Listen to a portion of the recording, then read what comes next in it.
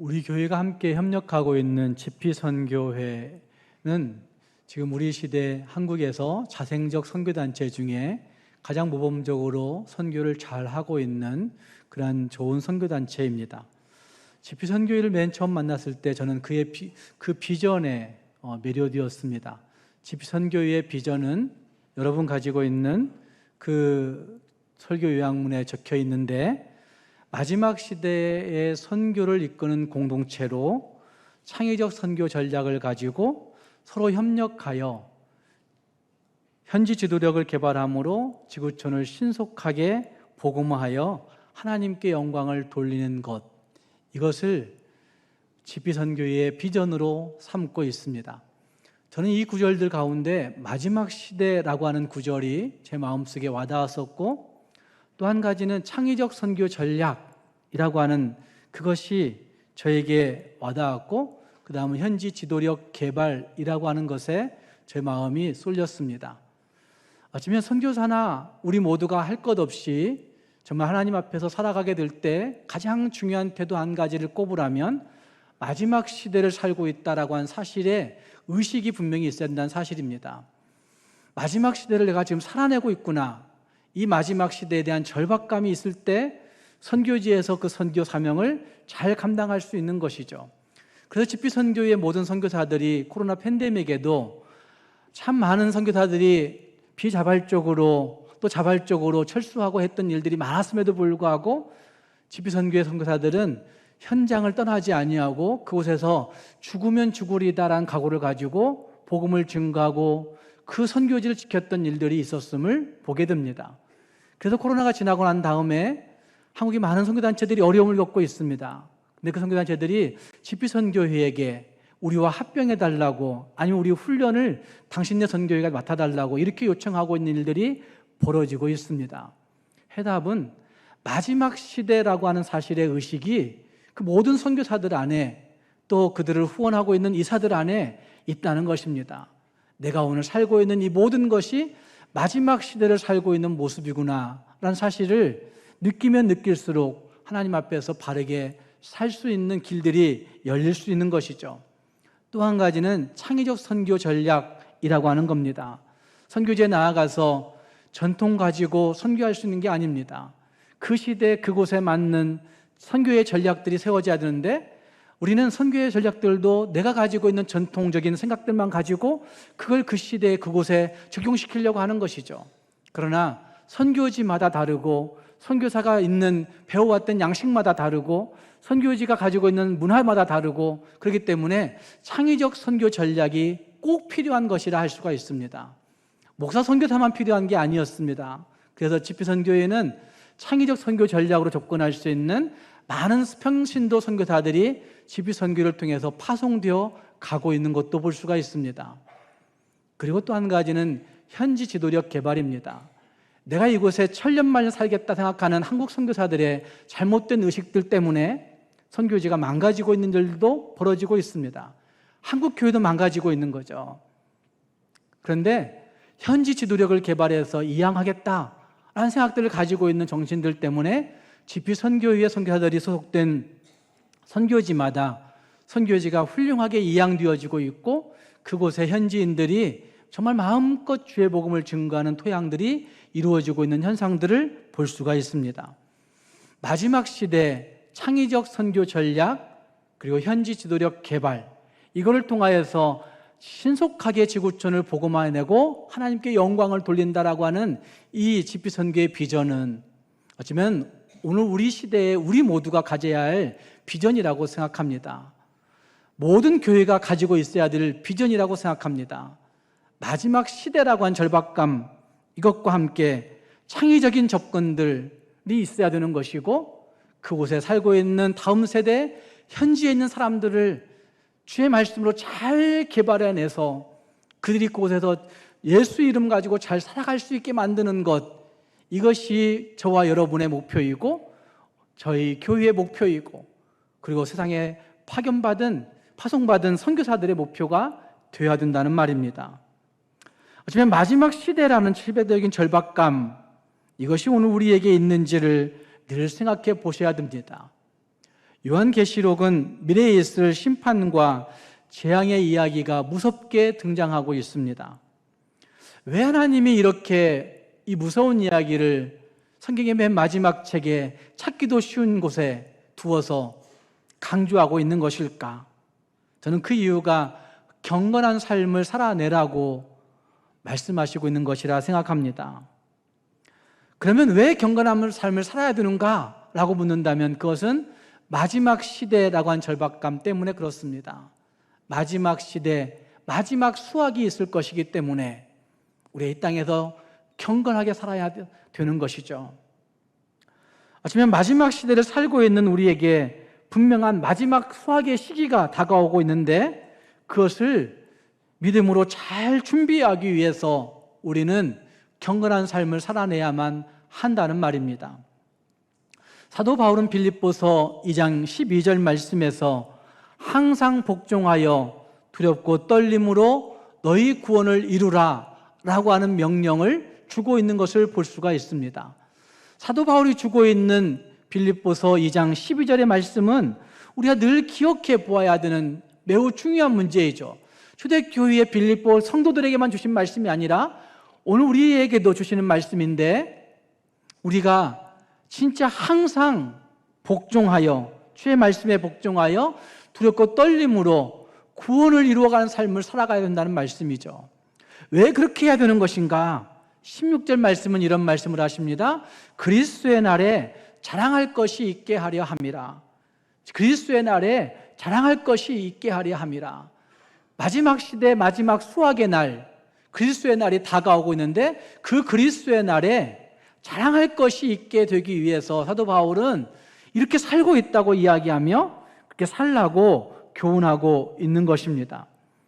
어쩌면 그리스도의 날에 무엇인가 나타낼 수 있게 되기를 위한 바람, 그리스도의 날을 바라보면서 자랑하고자 하는 하나님께 그래도 이것만큼은 자랑할 수 있겠다라고 이야기할 수 있는 그것 한 가지, 그것이 간절해질 때마다 우리는 주 앞에서 바르게 살 수 있게 되는 것이죠.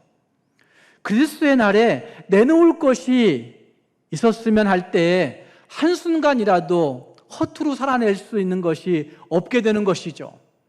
그리스도의 날에 그래도 주님 앞에 이것만큼은 내놔야 되겠구나 라고 생각하는 그 절박감이 있게 된다고 한다면 어쩌면 하루하루 한순간순간마다 예수 이름으로 살아내는 것들이 부끄럽지 않게 되기를 위해서 진짜 두렵고 떨림으로 믿음을 사수해내는 모습들이 있어야만 한다는 말입니다. 주님의 날에 자랑할 것이 있었으면 하는 마음이 있다고 한다면 이 땅에 있는 것들 다 얻어보려고, 이 땅에 있는 것들 내가 다 지켜보려고, 이 땅에 있는 것들 내가 내 손에 쥐어보려고 하는 아둥바둥한 삶을 살아내지 않을 것입니다. 사랑하는 여러분, 나에게 있는 것들 가운데 그리스도의 날에 자랑할 만한 것이 있으십니까? 어쩌면 주님 앞에 내놓을 만한 희생의 모습이 과연 나에게 있으십니까? 그리스도의 날에 내놓을 만한 봉사와 헌신의 모습이 나에게 있으십니까? 그리스도의 날에 내놓을 만한 섬김의 일이 나에게 있으십니까? 그리스도 앞에서 인정받을 만한 희생과 봉사와 헌신과 섬김의 일들, 어쩌면 자기 자신의 욕망을 위해서 섬겼던 일들은 놔두고 자기의 이익을 위해서 쟁취하려고 했던 섬김 모양들 놔두고 희생 그 어떤 형식들 놔두고 그 헌신했던 모양들 그것 가지고 자랑하려고 이 땅에서 다 얻어보려고 했던 그 모양 놔두고 진짜 그리스도 앞에서 정말 그리스도께서 평가하실 그곳에 올려놓을 수 있는 희생과 헌신과 봉사와 섬김이 과연 나에게 있느냐 하는 것입니다. 오늘 이 아침 우리는 이것을 생각하면서 말씀을 다시 상고해 보아야 하는 것입니다. 함께 그 말씀에는 마지막 수확의 이야기를 2번씩 반복하여 말하고 있습니다. 하나는 15절 말씀에 땅의 곡식이 다 익어 거둘 때가 이르렀음이니이다 라고 하는 말씀으로 시작되고 있는, 이야기하고 있는 곡식 추수의 이야기가 기록되고 있습니다. 그리고 그 다음 말씀은 18절 말씀에 포도송이를 거두라, 그리고 그 포도가 익었느니라 라고 하는 그 말씀을 보시면 곡식이 익어서 추수해야 되는 것이구나, 포도가 익어서 이제 수확해야 되는 것이구나 라고 하는 말씀의 이야기가, 두 가지의 이야기가 같은 곳에 같은 문맥 안에 이루어지고 있다는 말입니다. 물론 이것을 그 해석하는 관점에서 해석자들은 앞부분 곡식 수확의 이야기는 구원받은 자들을 불러 수확하시는, 구원받은 자들을 모으시는 하나님의 마지막 수확 이야기를 하고 있는 것이다 라고 이야기하죠. 우리가 다 구원받은 자들입니다. 그래서 주의 구원받음 안에 들어와 있어서 주께서 부르시는 그날에 다 응답할 수밖에 없는 모습이 있다는 것이죠. 다른 하나, 포도 수확의 문제는 구원받지 못한 자들의 심판과 관련된 수확이라고 이야기하면서 구원받은 자들은 심판을 면제받은 것처럼 해석하는 경향의 사람들이 있습니다.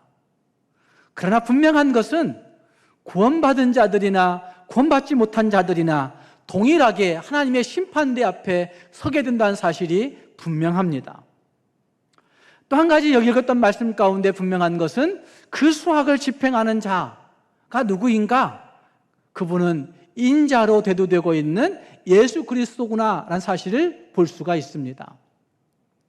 14절 말씀 이하에서 표현되어지고 있는 그 수확을 집행하는 자, 인자의 모습은 그 손에 예리한 낫을 들고 있는 것이 동일한 모습이고, 예리한 낫을 들고 있는 그 모습이 14절에서는 그가 흰 구름을 타고 금멸관을 쓰고 온다라고 표현되어지고 있고, 그리고 17절과 18절 말씀에서는 이 표현이 조금 생략되면서 그 불을 다스리는 다른 천사가 제단으로부터 나와서 그 손에 낫 가진 사람에게 포도를 추수하라고 명령하고 있는 말씀이 나타나고 있는 것입니다. 어쨌든 추수한 자는 예수님이심에 틀림이 없습니다. 15절 말씀과 18절 말씀에 이거 거둘 때가 이르러라고 하는 말씀과 18절 말씀에 익었느니라 라고 하는 말씀은 곡식과 포도가 충분히 익어서 이제는 거둘 때가 되었구나, 추수할 시기가 되었구나 라는 사실을 잘 보여주고 있습니다. 동시에 이것은 낫을 잡은 자가 낫 잡은 자의 마음대로 추수하지 않는다는 것입니다. 예수 그리스도 그분은 그 손에 들려진 낫을 정확한 시간에 정확한 그때에 휘두르게 됩니다. 핍박받는 신자들은, 초대교회의 1세기의 그리스도인들은 예수님 당장 좀 와주십시오, 주 예수여 지금 와주십시오, 이렇게 요청했던 것이죠. 핍박받는 신자들은 그 추수의 시간을 우리 마음대로 좀 조정했으면, 우리 형편대로 좀 조정했으면 하는 마음이 있었던 것이 분명합니다. 지금도 오늘 우리 시대에도 조금 신앙생활 잘한다는 생각들을 가지고 있는 사람들 가운데서는 하나님 좀 지금 와주시라고 이렇게 요청하는 사람들이 있습니다. 아니면 그런 사람들 가운데는 이제 추수할 시간이 아직은 적당하지 않아, 다소 추수를 지연할 수 있는 어떤 것들이 우리에게 있는 것이냐, 우리 인간에게 있는 것이냐 착각하는 일들도 종종 있는 것도 볼 수가 있습니다. 그러나 분명한 것은 낫을 든 예수 그리스도가 정확한 시간에, 정확한 추수의 시기에 정말 추수해야 되는 그 시기를 놓치지 아니하시고 오신다는 사실은 너무 분명한 사실인 것을 오늘 읽은 말씀 가운데 볼 수 있다는 말입니다. 또 한 가지 18절 말씀에 불을 다스리는 다른 천사가 제단으로부터 나와 추수를 하라고 말씀하고 있는 이 장면, 이것은 제단에 있는 성도들의 기도가 향연이 되어서 올라갔는데 그 기도와 추수가 밀접하게 연관되어 있구나라는 사실을 부여내고 있는 대목이기도 합니다. 그렇게 볼 때 심판이라고 하는 것, 추수라고 하는 것은 성도들의 기도와 연관되어 있다고 말할 수도 있는 것입니다. 오늘 우리 시대에도 정말 절박하게 기도한 성도들의 기도가 있습니다. 주 예수여 어서 오시옵소서, 더 이상 이 세상의 죄악을 방치하지 마시고 주 예수여 어서 오시옵소서라고 외치는 성도들의 간절한 기도가 있는 것도 볼 수가 있습니다. 주 예수님 분명히 오십니다. 그 기도와 연관되어 그 예수님이 추수의 시기, 심판의 시기를 가지고 이 땅에 오신다는 말입니다. 그래서 사도 요한은 고통당하는 성도들의 기도에 대한 하나님의 최종적인 응답으로 심판을, 추수를 이야기하고 있는 것에 틀림이 없습니다. 뿐만 아니라 포도를 수확하고 있는 그 장면 가운데 낫으로 포도를 수확한다는, 낫으로 포도를 추수한다는 것은 그들의 악함으로 인해서 심판을 강하게 보여주고 있는 장면이기도 합니다. 여러분, 포도는 낫으로 수확하는 게 아니지 않습니까? 포도는 요즘은 전지 가위로 수확합니다. 전지 가위로 그 꼭지의 일부분을 남겨놓고 그 줄기를 자르지 않습니까? 옛날에는 그 전지 가위가 없어서 손으로 잘 포도 알송이가 떨어지지 않게, 상하지 않게 그 포도 줄기를 잘 끊어서 포도를 수확했습니다. 근데 포도를 낫으로 수확한다는 이야기는 보통적으로는 이해할 수 없는 부분이 거기에 있습니다. 근데 그 장면 가운데 그 다음 구절에서는 그 수확한 그 포도를 틀에 넣고 밟아버립니다. 그러니까 이 포도는 잘 수확해서 먹기 위해 수확하는 것이 아니라 포도틀에 밟으려고 수확하는 것이죠. 심판하기 위해서 수확한다는 이야기를 그렇게 하고 있는 것이라 할 수가 있습니다. 요엘서 3장의 이야기로 표현한다고 한다면 심판의 골짜기가 두 번씩 반복되면서 그 심판의 골짜기에 여호와의 날이 가까울 때 포도가 이와 같이 수확되어서 하나님이 진노하신다, 징계하신다라는 사실을 말씀하고 있는 것입니다. 공의로우신 하나님은 심판의 골짜기 그 여호와의 날에 그 모든 인간들에게 그 책임을 물으실 것입니다. 어쩌면 많은 그리스도인들은 나는 은혜로 구원받았기 때문에, 영원히 구원받았기 때문에 나는 심판받지 않아, 더 이상 하나님에게 면밀히 조사받을 이유가 없어 라고 이야기하는 사람들이 종종 있기는 하지만 심판대에는 동일하게 선다는 말입니다. 왜곡될 수 없는 부분이라 할 수가 있습니다. 우리가 다 심판대 앞에 서리라 라고 하는 구절이 성경에 반복되어 등장합니다. 히브리서 9장 27절 말씀에서도 인생이 한 번 죽는 것은 정한 것이다 라고 말씀하면서 그 후에는 심판이 있다고 말씀하는 그 말씀은 우리 모두가 다 심판한데, 선악간의 심판대 앞에 선다는 사실을 말씀하고 있는 것이죠. 물론 로마서 8장 1절의 말씀처럼 그리스도 예수 안에 있는 자들에게는 결코 무엇이 없을까요? 정죄함이 없나니 라고 말씀하시는 그 말씀이 거기 등장합니다. 예수 그리스도의 구속이 어떻게 우리를 그 죄에서 해방시켰는가, 자유시켰는가, 놓아줬는가, 이것의 문제를 로마서 8장은 정확하게 잘 얘기해주고 있는데, 분명한 것은 그리스도 예수 안에 있는 자들에게는 결코 정죄함이 없다고 하는 말씀도 등장하고 있습니다. 하나님의 진노를 면하게 된다고 하는 표현들도 데살로니가 전서에서는 등장합니다. 사랑하는 여러분, 그리스도 예수 안에서 믿음 가지고 살아간 사람들에게는 정죄함이 없습니다. 심판대에 서지만 주께서 그 모든 것들을 감싸 안으시고 십자가를 졌지 않느냐고, 내가 저 사람 위해서 십자가 졌지 않느냐고 하나님께 그렇게 변론하시는 일들이 벌어진다고 성경이 말씀하고 있는 것입니다. 그러나 분명한 것은 하나님의 심판대 앞에 서게 되는 날이 다 있다는 것입니다. 과연 나는 그 수학의 날에 어떻게 참여할 수 있는가 생각해 보셔야 됩니다. 점검해 보셔야 된다는 말입니다. 인자 되신 예수님께서 낫을 가지고 수확하실 때 나는 합격이라고 말할 수 있는 그런 사람일까? 예수님도 말씀하지 않습니까? 마태복음 17장 21절 말씀에서 나더러 주여 주여 하는 자마다 다 천국에 들어갈 것이 아니요 다만 하늘에 계신 내 아버지의 뜻대로 행하는 자라야 천국에 들어가리라 라고 말씀하시는 말씀이 예수님 직접 하신 말씀이시죠. 주여 주여 외친다는 종교적 형식이 여러분을 구원에 이르게 하지 못합니다. 주여 주여 외친다라고 하는 여러분의 전통이 다 천국을 들어간다고 보장할 수 없습니다. 주여 주여 외친다라고 하는 여러분의 교회 생활이 천국 따놓은 입장권이 될 수 없다는 말입니다. 사랑하는 여러분, 사람은 참 많은 것들로 심고 살아갑니다. 어쩌면 어린아이들은 어린아이 시기에 심는 것들이 있습니다. 청소년의 시기에 심는 것들이 있고, 청년의 시기에 심는 것들이 있고, 장년의 시기에 심는 것들이 있고, 노년의 시기에 심는 것들이 있을 겁니다. 그 종류가 무수할 것입니다. 하지만 심는 것들의 모습들은 물질적인 것들이 있을 수 있고, 물질적이지 못한 정신적인 것들도 있을 수 있습니다. 유형적인 것들을 심기도 하고 무형의 것들을 우리는 심기도 합니다. 어쩌면 유형의 것들을 심는다는 얘기는 직업적인 것들을 가지고 내가 어떤 일을 통해서 심는 것들이 남아 있습니다.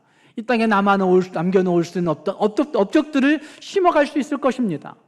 그러나 그보다 더 중요한 문제는 무형의 자산인 내 성품을 심고 내 인격을 심고 하나님 앞에 헌신하는 것을 심는 그 심는 것이 남아있다는 말입니다.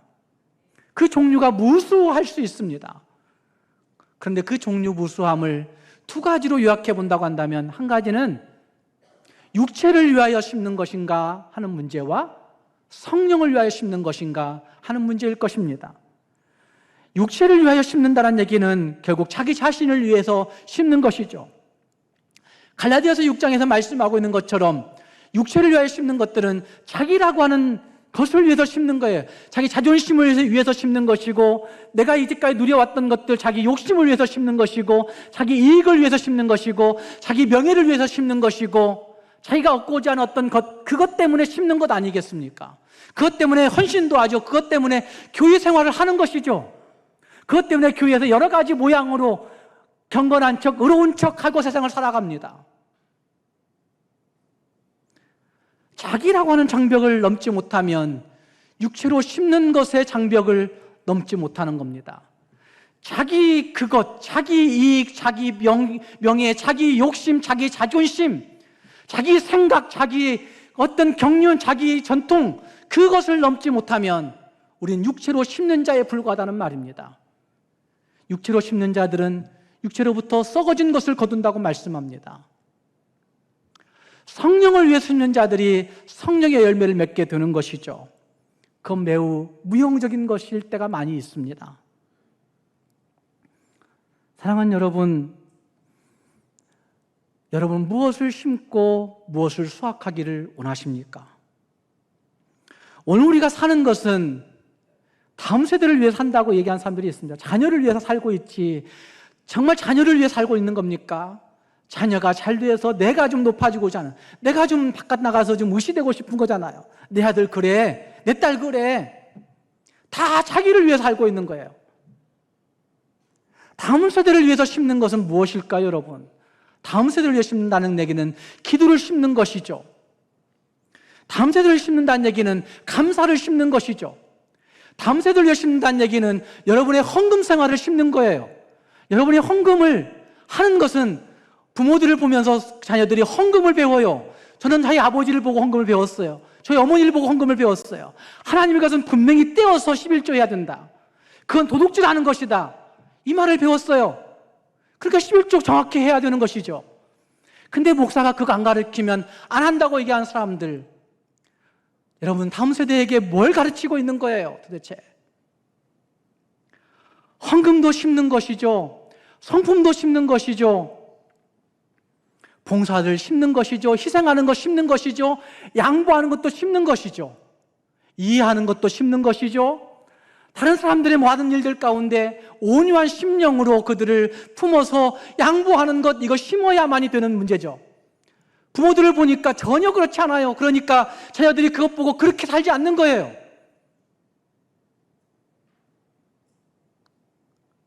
말씀을 가지고 변화하는 삶을 심지 아니하면 우리 다음 세대는 전혀 말씀 가지고 변화되려고 하지 않습니다. 그래서 지독한 좌절과 지독한 절망과 지독한 불평과 원망을 여러분의 대물림하고 있는 것이란 말씀이죠. 운명을 거슬러 올라갈 수 있는 그것은 정말 좋은 성품을 심어야 되는 거죠. 좋은 인격을 심어야 되는 거죠. 좋은 기도의 삶을 심어야만이 우리에게 지워진 그 운명을 거슬러 하나님을 찬양하는 삶으로 거슬러 올라갈 수 있는 것 아니겠습니까? 그래야 성령으로 변화된 열매를 맺게 되는 것이고 그것이 주님의 날에 수확될 수 있는 것입니다.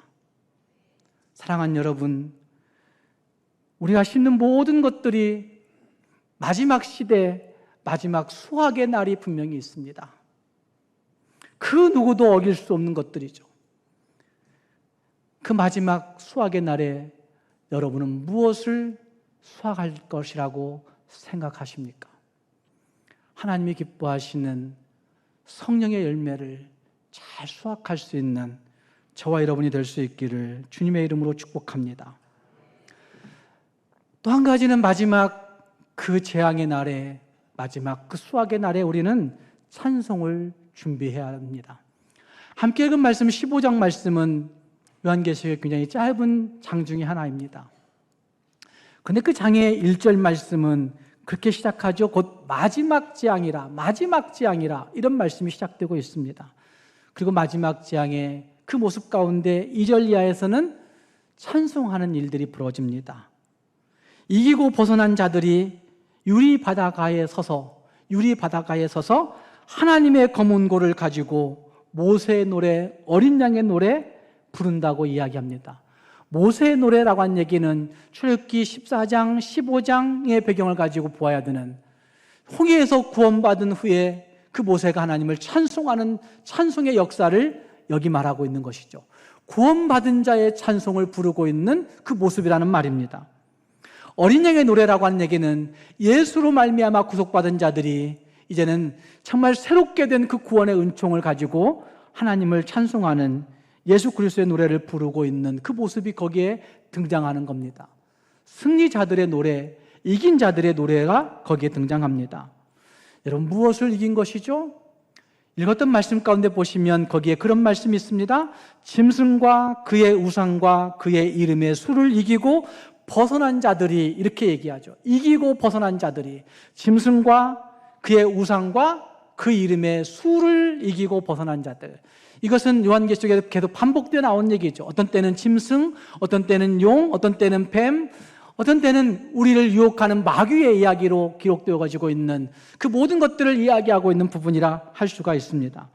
그러니까 우리를 사탄의 도가니 속에 집어넣고 사탄의 도가니 속에서 우리를 움켜쥐려고 하는 사탄의 장난들이 매일매일 매 순간순간마다 다가오는, 매일매일 압박해오는 그 압박, 그거를 이야기하고 있는 것이죠. 그 압박들 속에서 우리는 예수님 따르는 방식 가지고, 예수 신뢰하는 방식 가지고, 예수 붙잡은 방식 가지고 그걸 이겨낸 자들이라 이야기할 수가 있는 것이죠. 매일매일 우리는 이기고 벗어난 자들이 되어야 되는 겁니다. 매일매일 매 순간순간마다 우리는 온갖 압박 속에 살아갑니다. 여러분, 압박하는 일들 많이 있지 않습니까? 돈이 우리를 압박하고, 자녀들의 문제가 우리를 압박하고, 내 건강이 나를 압박하고, 정말 그런 모든 압력들이 우리를 스트레스, 누르고 있는 거죠. 그것이 트라우마되기도 하는 거죠.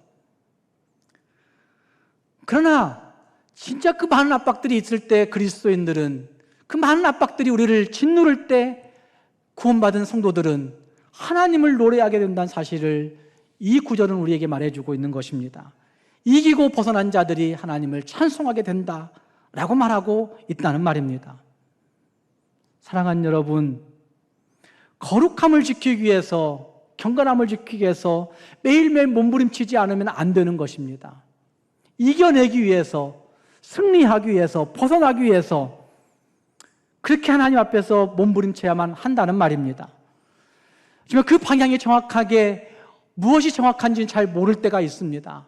그러나 우리들의 양심이, 우리의 신앙 양심과 일반 양심이 하나님이 기뻐하시는 그것을 조금은 느끼지 않습니까? 조금은 알고 있지 않습니까? 아, 이건 하나님이 기뻐하실 일이야. 이건 하나님이 원하시는 일이야. 이건 하나님이 싫어하신 일이야. 이거 하나님이 정말 이상하게 나를 시험하셨는데? 라고 이야기하는 일들이 우리들에게는 있어요. 그런데 우리는 그것을 외면해요. 그리고 내가 마귀에 지배받았는가 봐. 성령이 나를 떠난 것 같아. 이런 얘기를 하면서 우리 매일매일 지는 것을 그냥 숙명처럼 받아들이고 이기려고 하지 않고 살아가는 일들이 있다는 말입니다. 예수 따르는 방향이 정확하게 무엇인가는 다 말할 수 없지만, 다 알 수 없지만, 그러나 내 양심이 하나님 기뻐하시는 것이 이거야, 하나님 기뻐하시는 것이 이걸 거야 라고 생각하는 부분이 있다고 한다면 그것 붙잡고 하나님 앞에 그 길 걸어가야 되는 것이죠. 그렇게 행하는 사람들에게 하나님의 음성이 들려오는 겁니다. 그렇게 행하는 사람들에게 성령의 음성이 우리에게 명확하게 말씀하시는 것입니다. 하나님이 나에게 말씀해 주지 않는 것 같아요. 나는 왜 하나님의 음성을 들을 수 없을까요? 이런 얘기들 종종 해요. 왜 못 들을까요, 여러분? 자기 욕심이 나를 지배하니까 하나님의 음성이 들려오지 않는 거예요. 크게 소리 지르는데도 불구하고 내 욕심이 너무나 커서, 내 자존심이 너무나 커서 하나님의 음성이 들려오지 않아요. 작은 소리로밖에 들려지 않아요. 작은 소리를 무시해버리는 거예요. 그러면서도 우리는 얘기해요. 마치 신앙 좋은 사람인 것처럼 성령이 내게 말씀하지 않으세요. 하나님이 내게 말씀하지 않으세요. 신앙 좋은 사람 모양 코스프레 하는 겁니다. 사랑하는 여러분, 거룩하신 하나님, 그분은 세상 따라가고 돈 따라가고 자존심 따라가고 명예 따라가고 자기 욕심 따라가고 자기 자존심 따라가서는 절대 들려오지 않는 음성인 것을 기억해야 됩니다. 절대 들려오지 않습니다. 내가 그 욕심 따라가서는 절대 하나님은 나에게 말씀하지 않으신다는 말입니다. 왜? 우리의 영이 이미 더러워졌기 때문에. 사랑하는 여러분, 매일매일 이기기 위해서 거룩하게 경건하게 살려고 몸부림쳐야 되고, 그러기 위해서 이기는 자들이 부르는 찬송을 훈련해야 됩니다. 찬송을 부르셔야 됩니다. 찬송을 늘 항상 간직하고 살아가야 됩니다. 설교 준비하면서 그런 생각을 했어요. 천국에 대한 찬송을 우리가 요즘은 잘 안 부르는데 옛날에 어떤 찬송이 있었을까? 제가 고등학교 때부터 불렀던 찬송이 있어요. 그런데 찾아보니까 지금 찬송가도 있는 거예요. 여러분, 제가 고등학교 때 찬송 불렀던 찬송, 이 찬송이 40년 지나간 거예요. 그런데 찬송가가 수없이 바뀌었어요. 찬송가가 정말 많이 바뀌었어요. 근데 지금도 이 찬송 거기에 있어요. 237장인데 저 건너편 강언덕에 아름다운 낙원 있네. 믿는 이만 그곳으로 가겠네. 황금문을 들어가서 주님 함께 살리로다. 너와 날 위해 황금종 울린다. 제가 이 찬송 부를 때 너와 날 위해 황금종 울린다. 이것이 너무나 뭉클했어요. 사춘기 때 힘들고 괴로울 때마다 아, 주님은 날 위해 황금종 울리신다고 말씀하시는구나. 일 때가 있었어요. 우리 일생 다가도록 주의 품에 편히 쉴 때 나의 영혼 자유함을 얻겠네. 괴로운 짐 모두 벗고 주와 함께 살리로다. 너와 날 위해 황금종 울린다. 저 울리는 종소리와 천사들의 노래소리 영광일세 할렐루야 기쁘다. 빛나는 저 강 건너편 아름답고 영원한 곳 너와 날 위해 황금종 울린다. 여러분, 부를 찬송이 있으십니까? 혼자 외롭고 힘들고 감당해야 될 그 압박이 너무나 커서 그것이 트라우마 될 것 같은 느낌이 들 때에 나도 모르게 부르고자 하는 찬송, 나도 모르게 터져나올 수 있는 그 찬송이 여러분에게 있으십니까? 찬송을 훈련하셔야 됩니다. 마지막 시대, 마지막 수학의 날을 기다리고 살아가는 우리 모두가 마지막 시대를 살아갈 수 있는 지혜, 진짜 지혜가 있는데 그것은 찬송을 훈련하셔야 됩니다. 그래야 그 하나님을 찬송할 수 있는 것이죠. 그 하나님을 높일 수 있는 것입니다. 우리 모두가 하나님을 이와 같이 찬송함으로 말미암아 우리의 삶이 하나님의 구원을 선포할 수 있고 우리를 얽어매는 모든 사탄의 압박으로부터 진짜 자유를 누리며 하나님의 행복을 노래할 수 있는 우리 모두가 될 수 있기를 주님의 이름으로 축복합니다. 기도하겠습니다.